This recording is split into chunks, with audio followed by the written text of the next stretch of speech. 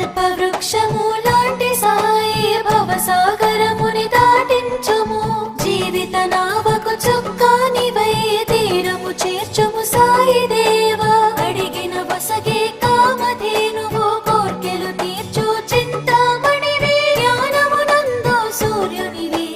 సద్గుణగనివి మహాయోగివి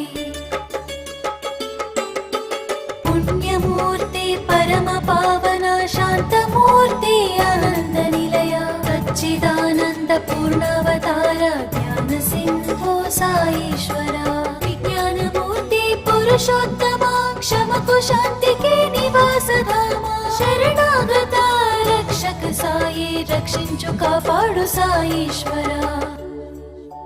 సద్గురు నీవే మచ్చేంద్ర